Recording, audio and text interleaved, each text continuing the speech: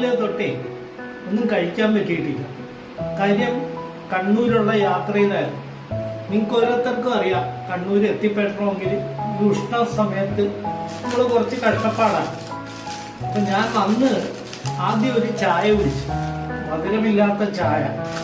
അത് കഴിഞ്ഞിട്ട് നോക്കുമ്പോൾ ആ കടയിൽ തന്നെ നമുക്ക് പറ്റിയ ഐറ്റംസ് ഉണ്ട്. അപ്പം അതൊന്ന് കഴിക്കാമെന്ന് വിചാരിച്ചു. 2 കഷ്ണം പുട്ട് മേടിച്ചു. പിന്നെ നമുക്ക് പറ്റിയ ഒരു കറി. എന്തായിരിക്കുമെന്ന് നിങ്ങൾക്ക് അറിയാമോ? അതാണ് അതിൻ്റെ ഒരു സ്പെഷ്യൽ. പക്ഷെ ഞാൻ താമസിക്കുന്ന ഈ കനക് റെസിഡൻസിയിൽ വളരെ കോപ്പറേറ്റീവാണ്. ഇവിടുത്തെ അറ്റ്മോസ്ഫിയർ ആണെങ്കിലും റൂമാണെങ്കിലും അതുപോലെ തന്നെ ബാക്കിയുള്ള കാര്യങ്ങളാണെങ്കിലും ഇത് വളരെ അഡ്ജസ്റ്റബിളാണ്.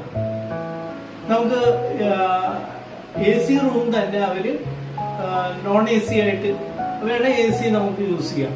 അത്ര വലിയ കോസ്റ്റ് ഒന്നുമില്ല.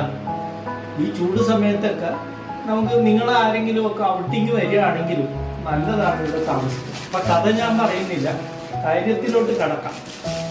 ഞാന് 2 ബോയിൽഡ് എഗ്, പിന്നെ നമുക്ക് പറ്റിയ ഒരു വെജ് കറി, ഇതാണ് ഞാൻ മേടിച്ചത്. ഒരു ഹാഫ് കുറുമ. ഈ 2 ബോയിൽഡ് എഗ് എന്ന് പറയുമ്പോൾ നമുക്ക് ഹെൽത്ത് വൈസ് നോക്കുകയാണെങ്കിൽ നല്ലതാണ്.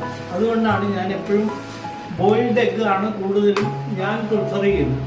അപ്പോൾ കഴിയാവുന്ന എല്ലാവരും ബോയിൽഡ് എഗ് കഴിക്കാൻ ശ്രമിക്കുക. നമ്മൾ വെജിറ്റേറിയൻസ് ആണ്, കാര്യം ശരിയാണ്. അപ്പൊ ഞാൻ അതിലോട്ടൊന്നും കടക്കുന്നില്ല. പിന്നെ വെജ് കുറുമയാണ് വാങ്ങിച്ചത്, നല്ല തിക്കായിട്ട്.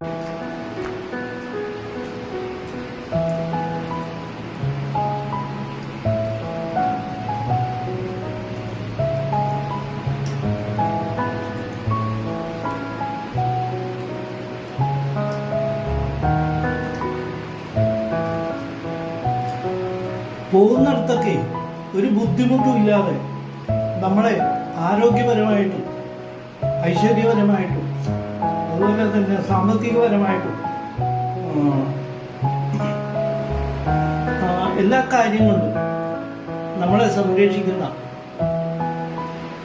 ജഗദീശ്വരനെ, കർത്താവിനെ, അള്ളാവിനെ ഞാൻ ഈ സമയത്തിൽ സ്മരിക്കുകയാണ്, നമസ്കരിക്കുകയാണ്. Thank you very much. എല്ലാവർക്കും അവരവരുടെ ആഹാരം കഴിച്ച് നല്ല നിദ്രയും നല്ല ക്ഷീണം ഉണ്ടെങ്കിൽ മാറ്റാനും ജഗദീശ്വരൻ ഇടവരുത്തട്ടെ എന്ന് പ്രാർത്ഥിക്കുന്നു.